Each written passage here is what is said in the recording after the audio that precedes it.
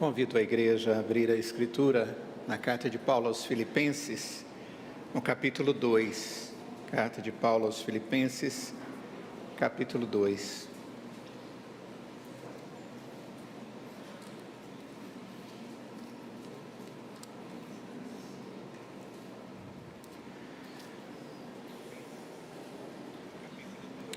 A carta de Paulo aos Filipenses tem algumas características, uma delas é a alegria.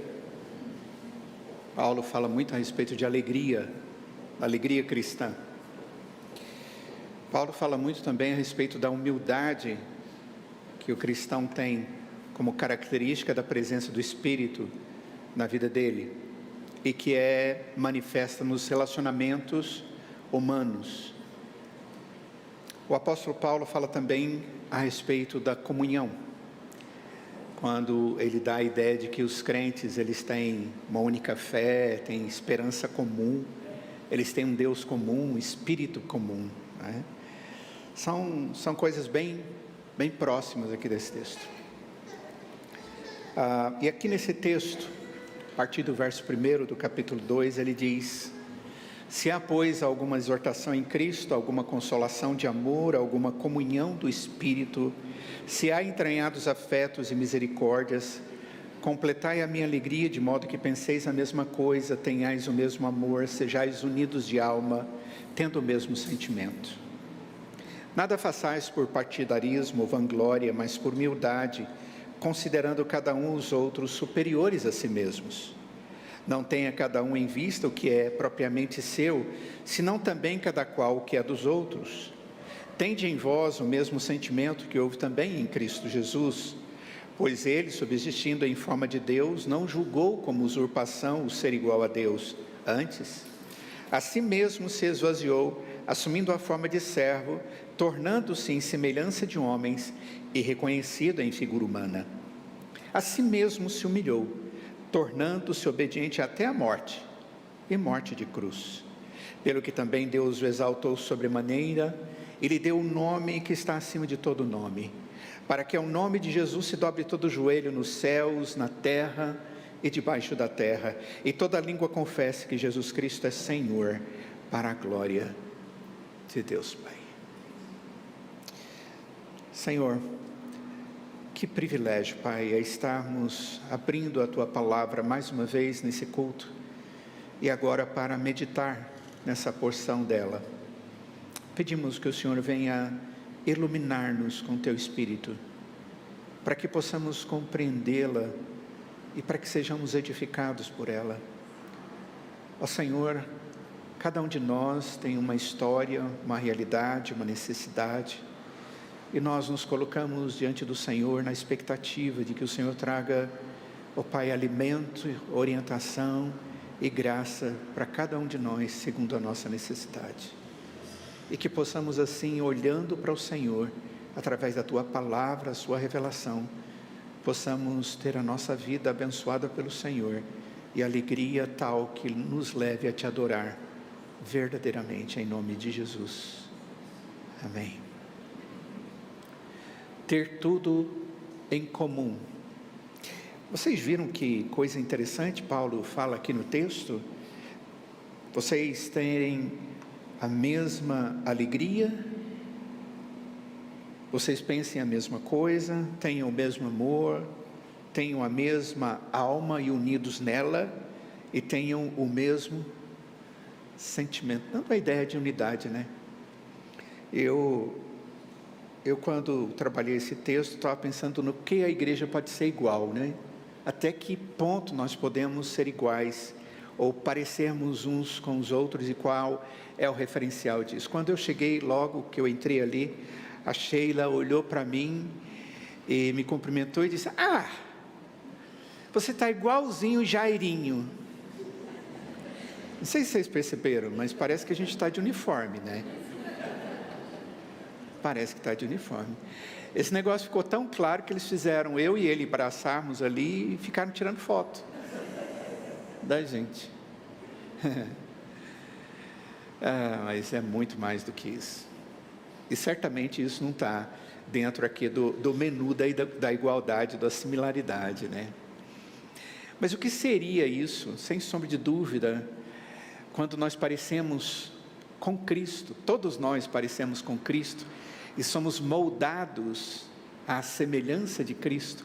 A imagem de Deus está sendo restaurada em nós a partir do momento que cremos em Cristo Jesus, estamos sendo santificados por Deus. A imagem de Cristo está sendo restaurada em nós, e todas as coisas de Cristo acontecendo na nossa vida, nós vamos cada vez mais parecendo com Cristo Jesus e temos semelhanças.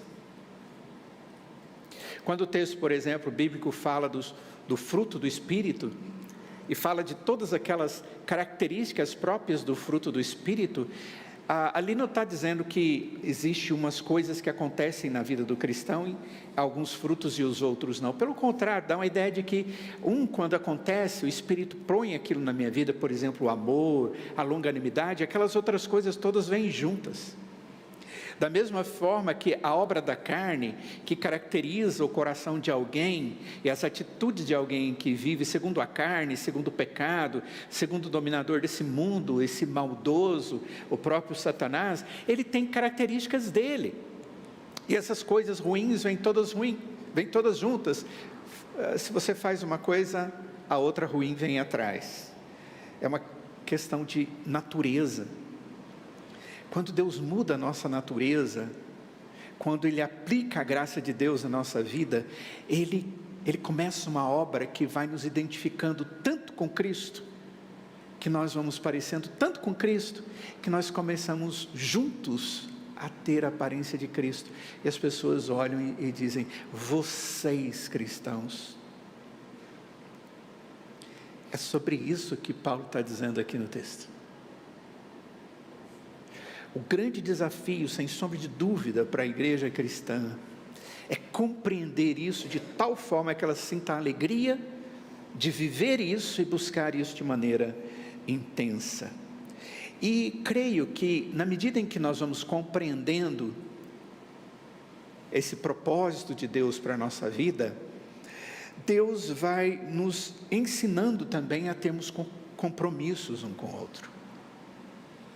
Nós começamos a olhar uns para os outros e temos a necessidade de ajudarmos uns aos outros a caminharmos juntos, a alcançarmos juntos o propósito de Deus para nós como igreja.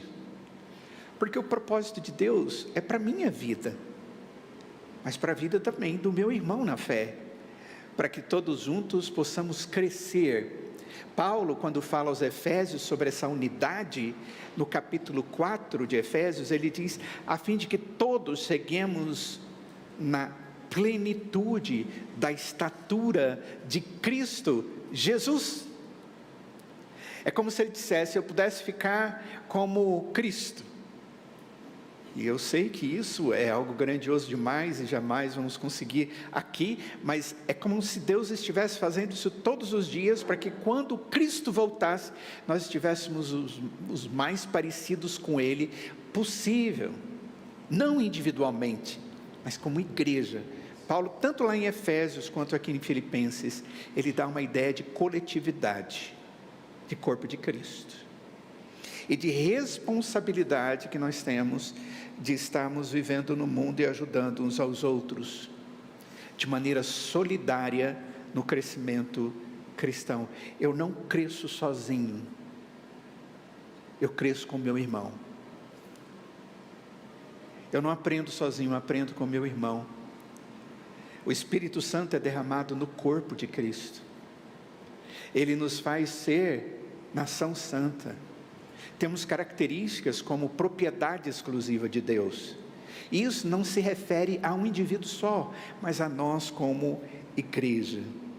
E eu creio que aqui nesse texto, Paulo está falando dessa solidariedade cristã que nos leva a investir uns nos outros, mas isso, sem sombra de dúvida, tem a ver com a medida ou a disposição que eu tenho de, às vezes, abrir mão de algo para que o outro possa chegar o mais próximo da graça de Deus que eu tenho chegado.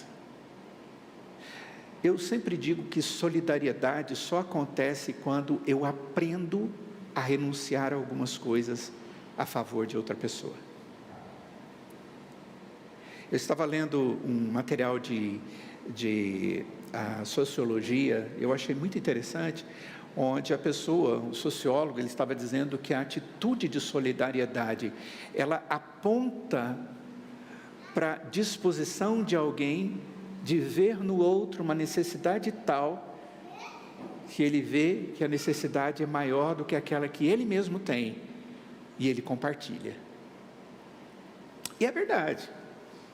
E na vida cristã isso é em essência, é algo essencial.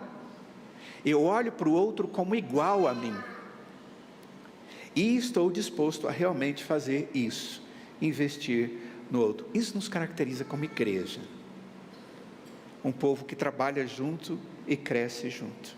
E a solidariedade cristã, para o crescimento cristão, que tem essa liberdade de renunciar, ela é fruto de uma vida íntima com Deus.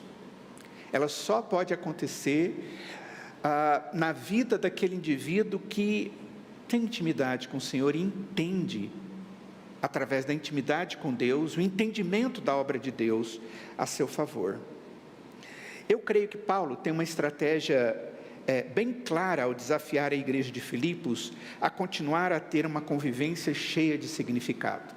É isso que ele está propondo para a igreja, que a convivência da igreja tenha um significado, tenha objetivos. E essa intenção, ela fica muito evidenciada, muito clara, no discurso sobre comunhão e prática de relacionamentos dentro do convívio cristão. E ele começa dizendo assim, vá para o texto comigo, por favor. Ele diz como? Olhem só, se há, pois, alguma exortação em Cristo. Se você for ler adequadamente o texto, é como se ele dissesse, se há também alguma consolação de amor, como também se há alguma comunhão do Espírito, e se há entranhados afetos e misericórdia. Ele não está dizendo um se condicional, mas ele está falando ou usando uma preposição que afirma.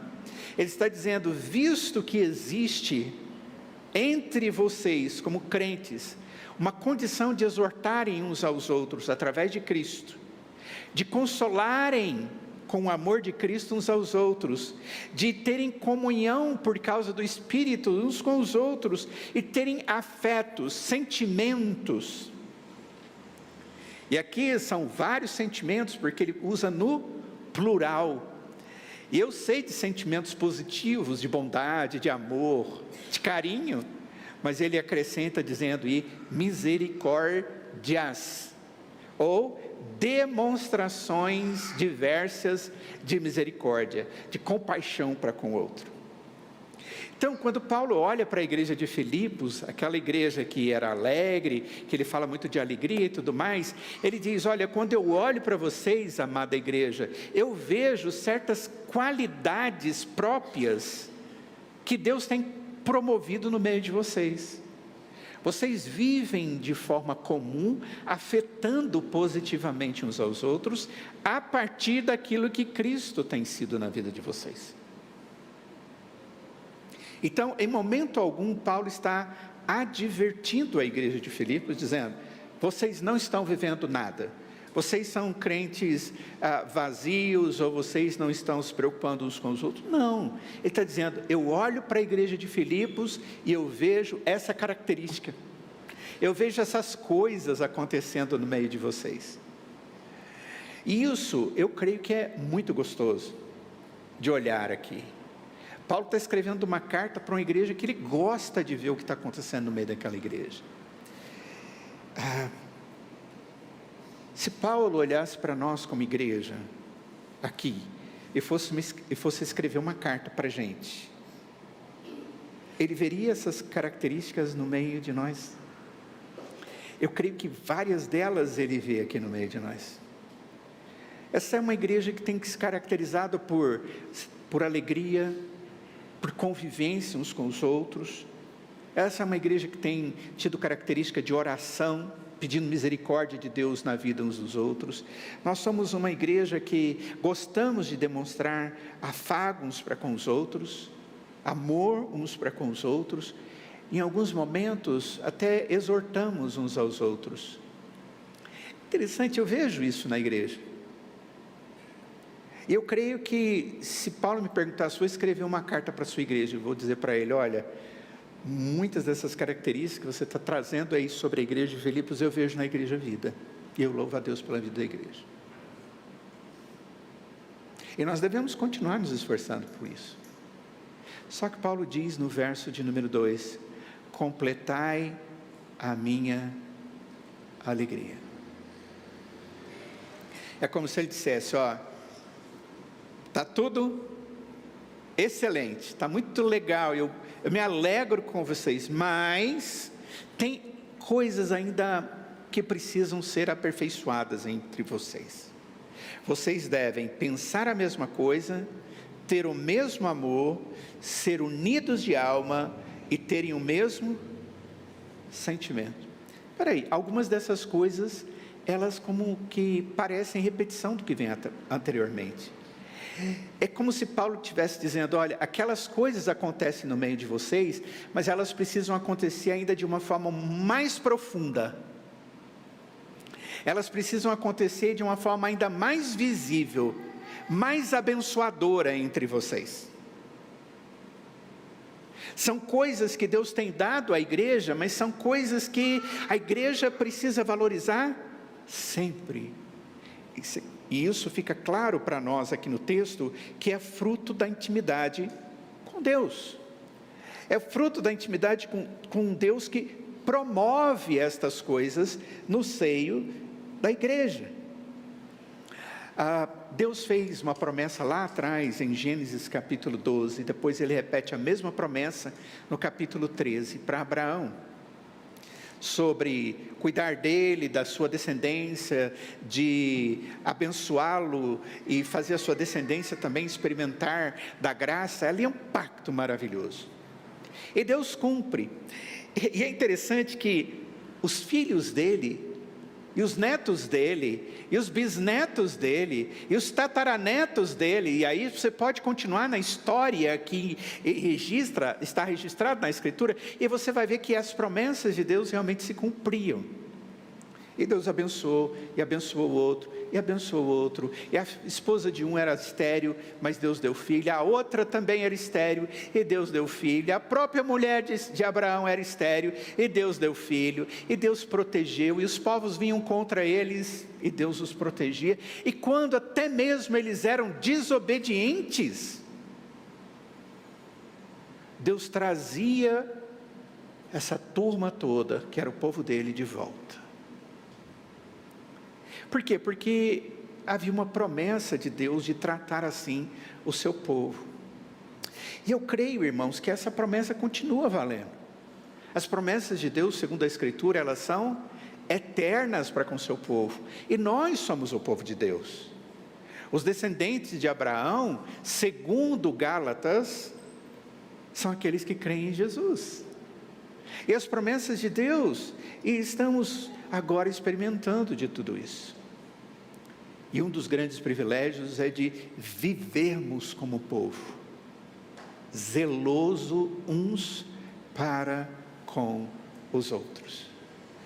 As coisas estão bem? Estão, mas nós devemos aprofundar. Uma das coisas mais difíceis que existe é unidade no pensamento. E o texto diz que a igreja aqui completaria a alegria de Paulo se tivesse o quê? O mesmo pensamento. Que penseis a mesma coisa. O que seria isso? Será que todos nós temos que pensar realmente a mesma coisa em tudo? É isso que Paulo está dizendo? É claro que não. Claro que não. O que Paulo está dizendo é que a base do que nós devemos pensar como igreja é uma só. E a base do nosso pensamento é a palavra de Deus. A base do nosso sentimento é Cristo. A base do amor é o amor de Deus. A base de tudo aquilo que Deus deseja encontrar em nós é aquilo que Ele nos ensina. Então, tudo pode ser aperfeiçoado na medida em que a igreja cresce na sua intimidade com Deus. E a igreja, você faz parte dela. Querido, quando você cresce na comunhão com o Senhor, na sua vida de piedade, eu quero que você entenda que você está se aproximando do Senhor mais, e Deus está te usando para abençoar os seus irmãos na fé, e trazendo crescimento para o corpo de Cristo. Porque aquele que cresce na intimidade com Deus, ele se preocupa com seus irmãos, em amar, em se dedicar, em cuidar, em orar, em ser ferramenta santa na mão do oleiro.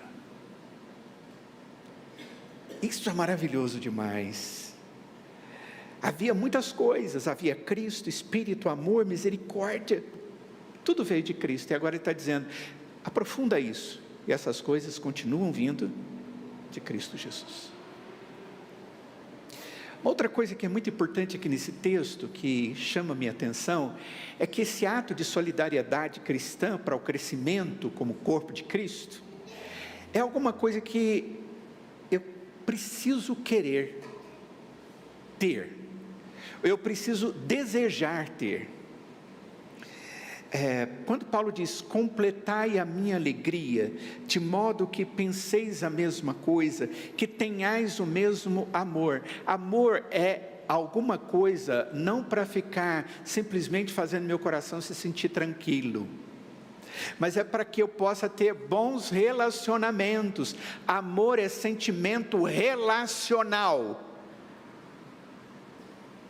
É sentimento de qualidade nos relacionamentos. Ele é edificante, ele é deliberado, ele é intencional. Ter alma unida ao meu irmão é ter a mesma alma, a mesma natureza, aquela promovida pelo Espírito Santo de Deus em mim e em você, meu amado irmão. E agora eu tenho a intenção de ser instrumento nas mãos de Deus. E eu fico pensando como que nós podemos ser intencionais nisso. No amor, no pensamento, na alma, no sentimento, como diz Paulo aí no verso de número 2. Eu creio que nós precisamos aproveitar as oportunidades que Deus nos dá. Oportunidades. Como igreja, oportunidades para vivermos como igreja. Queridos, e Deus nos dá. Deus nos dá muitas oportunidades.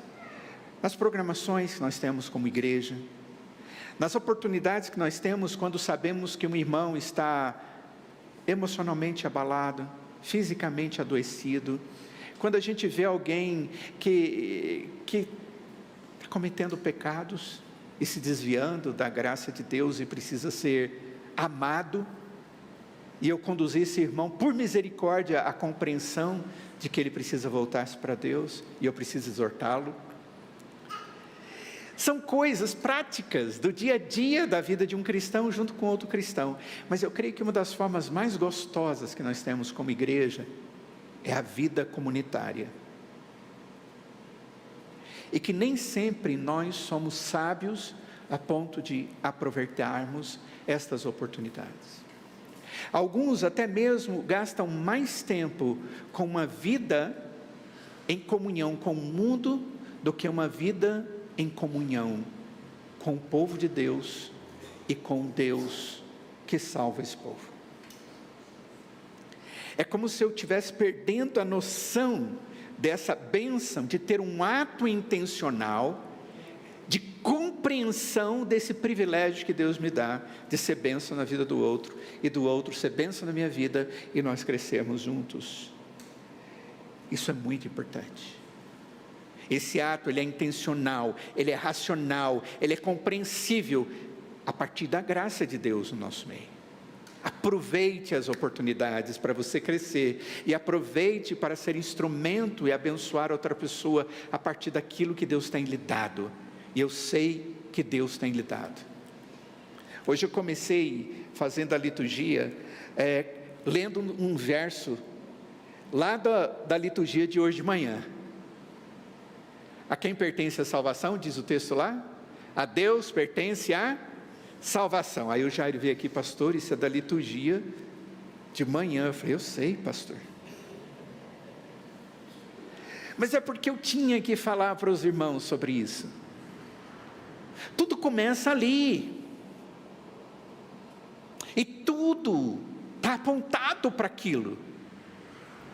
A nossa convivência e o nosso conhecimento, irmãos, é promovido por Deus na medida em que Ele abençoa a igreja, o corpo de Cristo, eu e você juntos. E nós sentimos alegria em estar no meio do povo de Deus. Não existe outro lugar melhor. Não troque, não negocie, não barganhe, não seja alguém que despreze aquilo que Deus tem lhe dado. Tenha a capacidade de renunciar aos seus direitos pelo bem dos outros. Isso é essencial, e isso nos faz sermos solidários, como Cristo quer que sejamos. E é muito interessante, porque no versos 9 ao verso 11, o texto dá uma ideia de que quando nós nos dispomos com as pessoas, e aqui no caso são os crentes, essas pessoas vão agir do mesmo jeito conosco. Você já foi muito educado, muito amável com alguém, e essa pessoa, ela reage com você do mesmo jeito? Aí você começa: nossa, aquela pessoa foi tão amável comigo. Eu disse: nossa, mas é uma tábua seca aquele indivíduo, mas como é que você conseguiu ele ser tão amoroso com você assim? É porque você não sabe como eu fui com ele.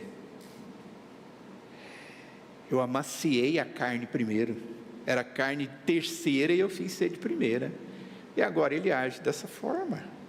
Deus faz exatamente assim na nossa vida. Nós somos carne de muito má qualidade, e Ele nos amacia, Ele nos aperfeiçoa, Ele nos faz ser realmente aprazíveis. Olha só o verso 9 diz assim: pelo que também Deus o exaltou sobremaneira e deu um nome que está acima de todo nome. O exemplo aqui é Cristo. Como é que nós vamos aprender a ser essas pessoas que agem dessa forma? Sendo como filho de Deus, o primogênito, que cumpriu todo o propósito do Pai, a favor da igreja. Ele veio para morrer e fazer toda uma obra a favor da minha vida, da sua vida, da nossa vida como corpo de Cristo. E o texto diz que Ele deixou exemplo. O exemplo é: Ele veio e Ele fez tudo o que tinha que fazer. Ele abriu mão do direito de ser tratado como rei, Ele abriu mão do direito de ser reconhecido, e Ele fez tudo isso e morreu pelo meu pecado e o seu pecado, sem ter pecado nenhum na sua vida, na sua história.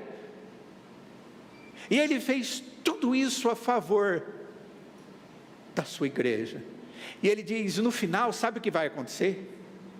Olha só o que o texto diz: Deus o exaltará, e Deus dá a Ele o nome que está acima de todo nome, para que ao nome de Jesus se dobre todo o joelho. Vai ter uma postura de alguém que está adorando e reconhecendo a sua soberania.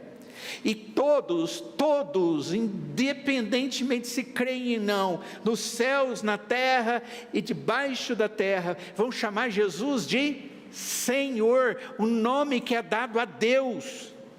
E isso tudo para a glória de Deus Pai. O que Jesus fez trouxe para Ele a glória que era própria dele. Naquele momento Ele tinha que se esforçar a favor daqueles que se tornariam seus irmãos, mas Ele estava tranquilo, porque havia retorno. O ato de obediência de Cristo redundou em louvor e honra. O ato de obediência e de dedicação que o cristão tem para com Deus e como instrumento nas mãos do Senhor para com a igreja, tem retorno. É interessante que as pessoas que mais crescem no corpo de Cristo são aqueles que se dedicam no corpo de Cristo. Pode ter certeza. Quando você está se dedicando, a sua vida é uma. Quando você deixa de se dedicar às pessoas e ao próprio Deus, a sua vida é outra. A primeira, na comunhão com o Senhor e com os irmãos, ela é cheia de alegria, de prazer, e são coisas tão simples, mas tão cheias de significado, de valores. E a presença do Espírito de Deus traz a nós uma alegria que é algo que eu não sei expressar. Mas quando eu vou me afastando do Senhor e começo a colocar outras coisas no lugar, por mais que eu me esforce, aquilo não vai trazer alegria plena ao meu coração. Ontem, pastor Felipe Niel falou sobre isso para nós. E ele mostrou exatamente onde há satisfação para o coração humano. Onde? Única, exclusivamente em Cristo Jesus. Sabe, irmãos, Deus é um Deus bom. Deus tem nos abençoado como igreja e como crentes individuais. Nós temos visto muito da demonstração dele no nosso meio, e nós experimentamos muito dessas alegrias comuns, próprias do povo de Deus. Mas como Paulo disse, as coisas precisam continuar se aprofundando, na medida em que a nossa intimidade com Deus cresce, e na medida que a nossa responsabilidade com os irmãos também cresce, numa convicção de quem nos traz alegria, traz reconhecimento e bênção para que continuemos a ser instrumento nas mãos do Senhor, é o próprio Deus e Senhor da nossa vida. Que Deus nos dê essa alegria, irmãos, e sempre satisfação em servi-lo, como também uns aos outros. Vamos orar? Aqueles que puderem ficar de pé, por favor.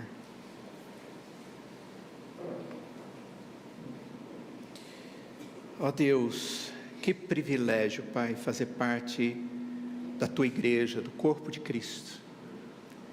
Que privilégio, Pai, ver a cada um desses rostos que estão na minha frente e saber que eu sou parte, junto com eles, de uma igreja enorme, que é o Teu povo, e dessa igreja local.